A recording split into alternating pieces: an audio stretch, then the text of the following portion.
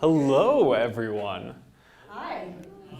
My name is Michael Solati. I happen to be one of the mentors in the Pacific region.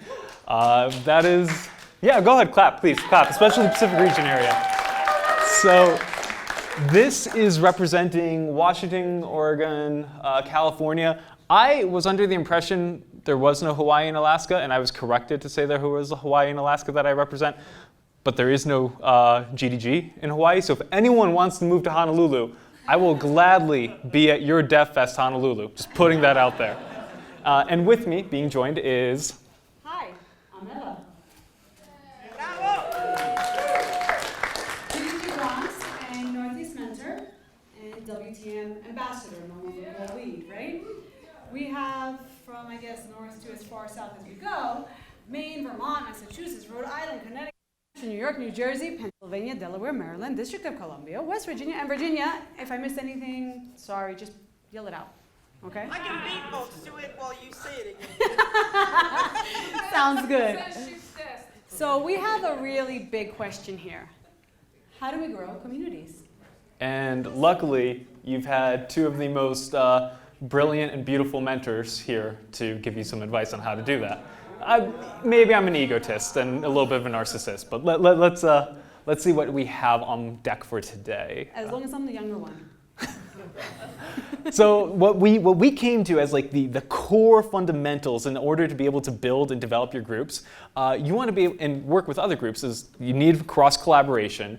You need to be able to host interesting, compelling events. You need good speakers and good content to present at these events. And finally, people just need to show up to these events. So how are we going to do this? And the first thing is we're going to want to be able to work on cross-collaboration. So by a quick show of hands, how many of you guys have worked or potentially helped with another GDG's event? Woo! Okay, that's quite a few. And I want to keep, you guys don't have to keep your hands up, but I bring that up as a point because one of the first things that really helps in working with other groups and being able to build these relationships with the developer groups in your area is to organize events together. So I'm going to give random shout outs, and there are two organizers here. Where is Ria and Leo? If you guys want to stand up for a quick second. So Ria, clap, please feel free to clap.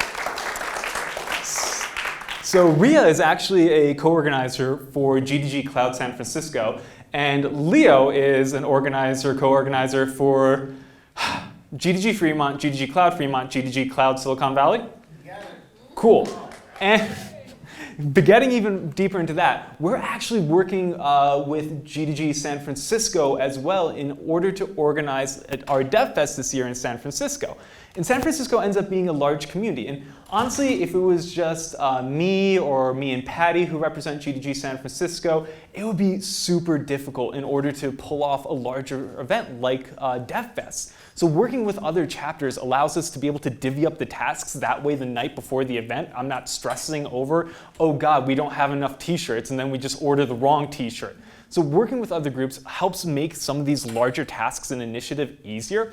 But another benefit of working with other groups, and they don't have to be GDG groups, is that you now potentially have the access to different audiences and demographics. When there are certain initiatives and certain drives to be able to create more inclusive communities, I myself, being a guy, don't necessarily know what are the best ways to be able to create events that will be able to attract people of different ethnicities or different genders to come, because I don't have a deep or fundamental understanding of that, but that's fine. We end up working with groups or working with people who can help us where we fall short. 2 years ago, or I think it was a year and a half ago, in GDG New Haven, we hosted our first IWD event.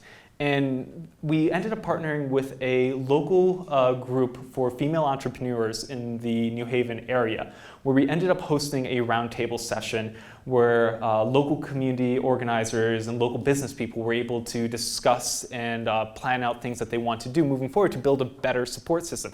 And this was one of the cases where we were able to use some of the support and funding that we had at Google in order to empower other communities in order to build and create events that can cater and target demographics that we don't always have the ability to accurately represent. Another thing you can always do when working with other groups is speaker exchanges. In the San Francisco area, it's common, and I'm sure you probably see this in New York. Organizers know organizers, and if you get the chance to know other organizers, sometimes they'll give you the hookup. I had an organizer for a non-GDG group message me on Monday because a speaker that they had scheduled to show up on Thursday bailed on them. Well, I happen to have known a few speakers. I asked one of the speakers, hey, would you be available to go? They said yes. I was able to provide help for that speaker. In return, they've actually offered to speak at one of our upcoming events. And that saved me a headache of having to find someone for another month. When you are able to build relationships with other organizers, they may have resources that they can help you out with. And finally, there's always cross-promotion. When you're hosting a larger event, let's say like your DevFest, your meetup page is awesome and it's a great place to be able to advertise. But there's other local communities that may see a benefit or may benefit from your events. You can ask them to, hey, we're hosting this thing, we'd love to do something with your community, get them involved somehow. Maybe you just want to share it on your meetup page, or maybe they just retweet about your event. In fact, this was something I was thinking about earlier today, one of the most incredible things at DevFest in New Haven we hosted in 2018, we ended up organizing the event with Southern Connecticut State University, specifically the computer science department. And 2 days before the event, I had no idea of this. They were able to get a billboard off of I-91 advertising our DevFest. And I have a picture of it somewhere. I will find it and I will tweet it. And I stand by the fact, I think this might be the only DevFest that has had a highway billboard sign. I don't know if that's good. I don't know if that's bad. I just know it's a thing. It's crazy. So these are just a few things that you can do. And if worse comes to worse, if you're not sure where to go and how to collaborate with other groups, reach out to your mentors. Believe it or not, we have some experience doing this. We've organized 1 or 2 events at least. So you're working with other groups. You want to start hosting events with other groups. How can I actually organize an event? I just talk to people. I don't know how to do anything else. Really? Not well. I would say otherwise. Okay. So we have tech events and non-tech events, all right? Lecture, group collaboration, social. Those are the 3 major categories. For lecture type events, you have a major challenge. Without a speaker, you have no event. We'll talk about audience. Without an audience, you have no event. So most events fall into this category, like we said, and we need to find speakers. Many of our other mentors today have spoken on how to find speakers. If it's still a little bit foggy, well, you can reach out to your mentors. Group collaboration, hackathons, study jams, code labs, any type of project people are working on and they want to do a hack night, not necessarily hackathon, workshop, whatever it might be. Here you don't need a speaker. You might need a subject matter expert, an SME, or a Google developer expert if you're not familiar with a particular topic, but you don't need a speaker. So these are easier to host in a jiffy as long as you have the space. And probably chargers, outlets, seats, tables, etc. Wi-Fi, yes. Very important. So Rafael is my official Wi-Fi guy, right? He makes sure to get the password for everybody every single time. Social. We don't always need to host lecture type or workshop type events. Techies will be techies. We will talk tech. Proof last night, proof this morning, proof tonight, proof at lunch, proof any chit chat going on in between talks. We will, yeah. So we can have a beer or water, soda, coffee, whatever your beverage is, some food, dairy, non-dairy, meat, non-meat, whatever you like. Again, we don't need a speaker. We can speak to each other. You might want to plan a particular activity for these social events to promote the networking style. Not everyone is comfortable going and saying, hi, my name is such and such. I do this. What do you do? What are your interests? Where are you from? So having an activity a game maybe, something to talk about, Jenga, I don't know, whatever it might be to get it going. Or from what I recall at the beginning of some of your events, I think you tried to convince us to sing karaoke. I will neither confirm nor deny those allegations. Or what did we do? We did pin the skeleton. It was a Halloween Dev Fest. Yeah, it was pin the bones on the skeleton and the golf. Now. Okay, but that was not social. We were just promoting networking. You can carry that into your social events, though. Most definitely. Thank you, Michael. And if all else fails, reach out to your mentors.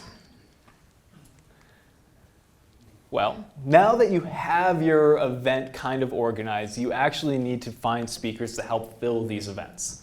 And easy question, it's probably a question that a lot of people in the audience here have had to ask. Where do I actually find these people, these mythical people who like to go in front of an audience and speak, and they're not terrified? To be honest, we're all terrified. I'm looking for speakers. Do you see any speakers? Let's get them. So let's acquire these speakers. And one of my key things in order to get speakers is to recruit new speakers while attending other events.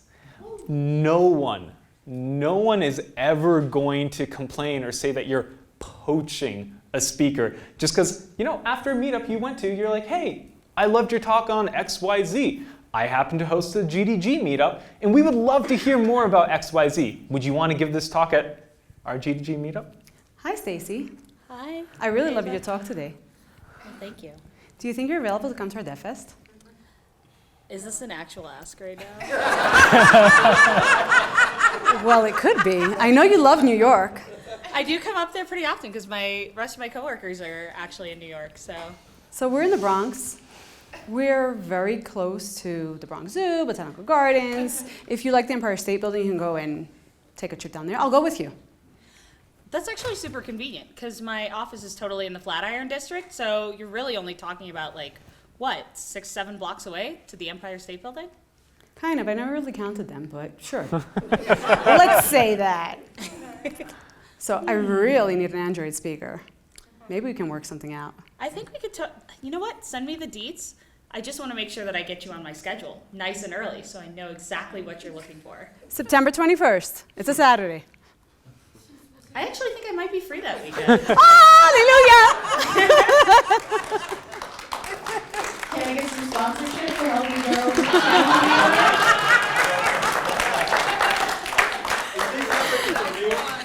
I think you just watched the principals in action.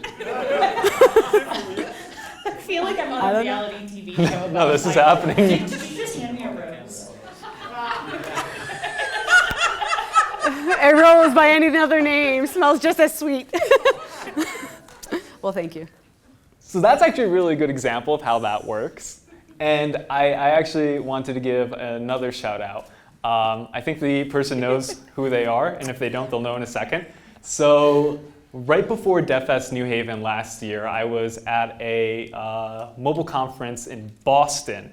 And unfortunately, we booked 18 talks. We only had 16 speakers. So 2 of us were going to have to give 2 talks until someone volunteered to show up. Literally, the day before, we were just talking in the speak room. Dana, please stand up. She just volunteered to come down and speak at our DevFest. Another person you could probably ask if they want to come speak at one of your events. And I don't mean to put you on the spot there, but I appreciate it still. It was a lot of fun, actually. Yes. And you were the first one who got that talk. I just prepared it for, to start posting it, on CFP. So it was the first time I gave that talk. That is actually a interesting point. Sometimes when speakers have new talks, reaching out to them and asking them if they have something new that they want to give is a benefit to them. It gives them the opportunity to try new things and experiment and try to come up with new things. Because I know I have 3 talks in the back of my pocket I can always use. I'm getting kind of tired of those talks. Sometimes I want to try something new. So let me wrap up that. Yes? You're on invite personal speakers. Yes. Okay. Hey, Rumi. Hi, Rumi. We have our Dev Fest September 21st. That's actually really cool. I'm having the same Dev Fest that day. But guess what? There is a girl who works with me who is a public speaker, and I know she's free around those days, and she's looking for opportunities to speak. And she's really, really good with cloud. So you might be interested, you know? I am. We'll talk later. Thank you. Go ahead, clap, clap, clap. Because that is actually a good point. It has been mentioned again and again that being a GDG organizer immediately puts you in a family of GDG organizers. You are not by yourself. Throughout this event, you've had the opportunity to socialize and network with other GDG organizers. These are people you can end up relying on to come speak at your events. Leo, back there, we randomly met at a GDG Cloud meetup. He said, hey, I'm hosting, was it IO Extended? Oh, yeah. An IO Extended event like next weekend, and I'm looking for speakers. I'm like, oh, I can come. Simple as that. Get to know people, be comfortable asking them, and if they don't know a speaker, if they can't speak or they're not a speaker, chances are they may know a speaker as well. Also, once you get your speaker, save some email addresses. You can always re-invite speakers. If they love talking at your event once, chances are they're going to love to be able to talk to you at your event again. Hey, Pete. You've been to our events before. You know what a blast they are. Oh, well, it was amazing. Are you available September 21st? Know your dates. That's a great question. I'll have to check my event planner. Thank you very much. He'll get back to you. Joey? Yes, thank you. Examples, a yes, a no, a maybe, with an opportunity for another speaker. Sometimes some people don't feel comfortable talking to other people. Maybe you don't want to go up at the end of a meetup and talk to an organizer or talk to a speaker and see if they're willing to come to your event. This is where CFPs come into place. And you probably heard a little bit about it. We have your call for proposals or call for papers. And there's wonderful websites like PaperCall that allow you to just list or host your event, and speakers can submit to speak at your event. I will say PaperCall is probably more targeted towards larger one-time events. If you want someone for your monthly meetups, that's where a Google form is great and it comes into place. You can keep that active. There are other form companies, which I'm not making a pitch for my company. If you have any questions, feel free to talk to me about forms afterwards. And finally, offer a speaker exchange. Like I mentioned, when you are able to collaborate and work with other groups, they might be able to provide you speakers, you may be able to provide them speakers. Building relationships with the communities around you can almost always lead to benefit and success for you in your events. So, you did everything you need to do, you got the speaker, and they're going to give an amazing talk at your event, but you need to keep speakers. You want to keep them engaged in your community, and you want to make sure they had a good experience. So, ahead of the event, always try to keep them up to date. Whether that's like, hey, I know that you're coming via public transport. The closest stop to our event is going to be over here. In fact, by Lehman College, there's a subway stop. Train, Four possibly train. Not working. Isn't B 4, 5, and train, 6? Oh. D train, a bunch of buses, shuttle service, Lyft, Uber, public parking. Knowing that can make the job of a speaker a lot easier, letting them know what time they're going to be speaking. Because maybe they can't make it at the start of the event, but as long as they know when they need to be there, they will be there. Maybe they need access to cables or converters. I can't tell you how many times I have been in contact with professional speakers, whether that's through DevRels or GDEs, who forget converters. So maybe asking them if they need converters, having a few on hand could be useful. During the event, check in on them. Don't leave them alone to their, well, I'm not saying leaving them alone to their own devices is bad, but socialize with them, network with them. Try to build some form of rapport. After that, at the end of the event, just say thank you. A thank you can go a long way, and stay in touch. One example that I thought was really, really good is there is a JavaScript organization out of New York City, and they have a general Slack channel for all the different meetups and groups, but they have a private channel dedicated to speakers. And they use that as an opportunity to contact speakers after events or when other events are coming up that they need speakers for. They just drop information in there. And that ends up being a community of speakers that feels an affinity and association with your group. So there's ways that you can try to retain these speakers by making them feel welcome and making them feel a part of your community. And if all else fails, feel free to speak to your mentors. In fact, because DevFest season is coming around, and maybe you guys aren't familiar with this, mentors actually do have a small travel budget. We can come to your DevFest if you need us. Just putting that out there.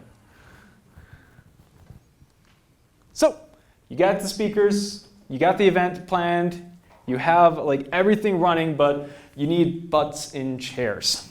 Butts in chairs. Interesting.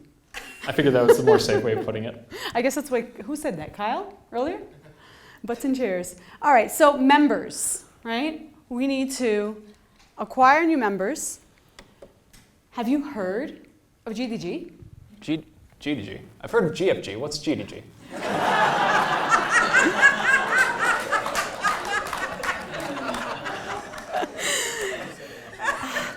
I think it stands for Google Developer Group. Have you heard of a Google Developer Group? That group. Show of I hands, think who so. here has heard of GDG? Oh, I really thank expect goodness. more hands to be up here. Finally, people who know what we're talking about. I know, it's like, I don't know why we've been doing this entire time. Because I've heard GDC, they keep calling it. They don't know. I say GDG, they go, what, GBG? I'm like, no, that's Google Business Groups. That's not us. So, join us. Come to our events. How do we get new members? How do we get members, period? And later on, how do we retain them, right? So host interesting events. If you have no idea what people might want to host because it's a new chapter, host what you're interested in. Start there. Have a survey, get feedback, find out if others are interested as well, and continue on. Host another event on the same topic, on another topic, listen to the feedback. Promote your events. How do you do this? Not just on your meetup page, but by going to other events, saying, hi, my name is fill in the blank. I organize this group, we're hosting an event. Show your excitement, show your enthusiasm, show your passion, and invite them. Give them the URL. Send an email out. Send the information out to other groups in your area. They don't need to be Google developer groups. They can be, Women Who Code, and I can list a whole bunch, but we know who they are, right? Other community groups. Reach out to the local news, like Channel 12 News, to promote your event further. You never know who might be watching. List it on local event calendars. We have in New York Gary's Guide, Silicon Alley, and some others. People get updates. People who are into tech will pay attention to the events going on in the area and hopefully come to your event and become a new member, a new repeat member, if they like what they see. Share it on social media. We have these Twitter accounts. Tweet, tweet, tweet, tweet, tweet, right? Exchange information with others. Get their Twitter handle. Follow them. Have them follow you. And keep going from there. We don't have G+ anymore, so we can't do that.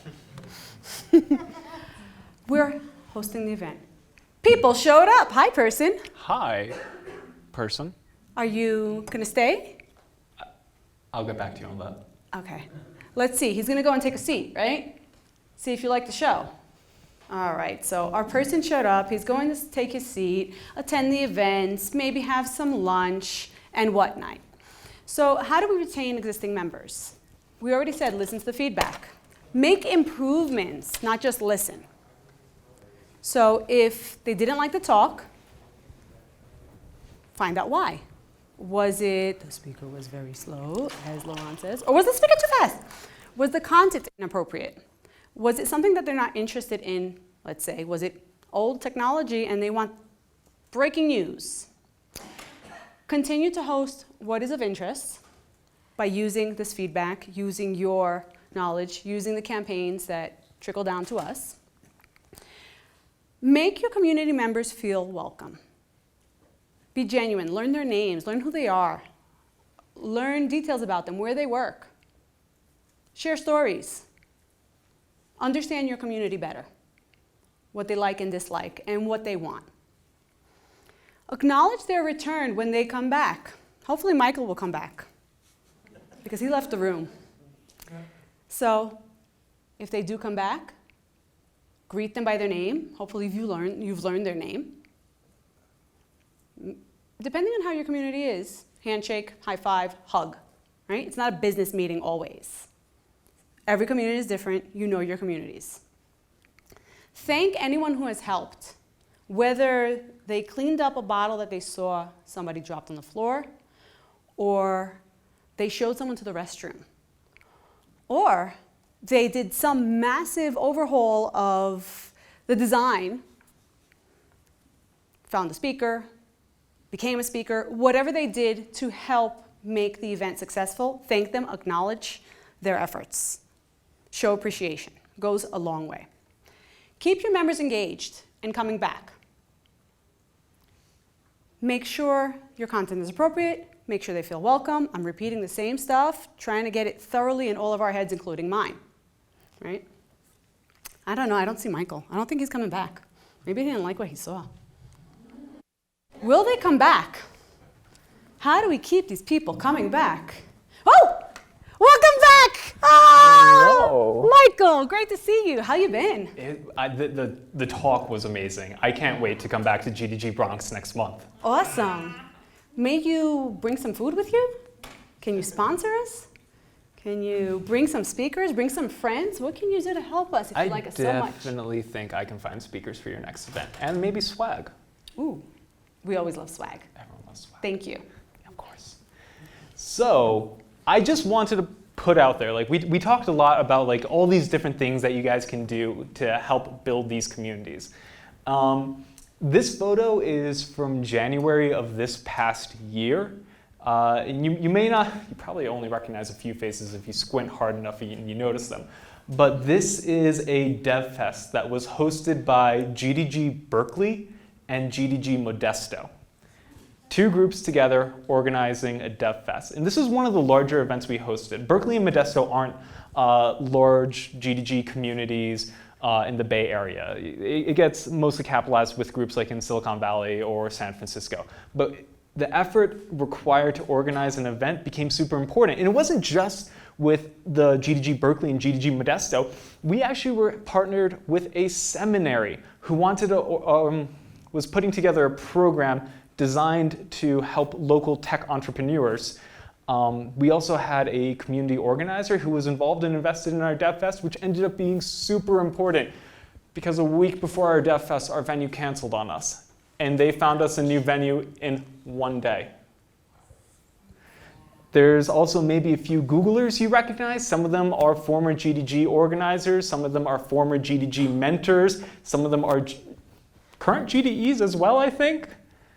So you have a community on the Google side of things, whether that's through the GDEs, other GDG organizers, even Googlers. So I consider this a success on many fronts for putting these skills together. And if all else fails, reach out to your mentors. So, do you know who your mentors are? It's 3 p.m. Do you know who your mentors are?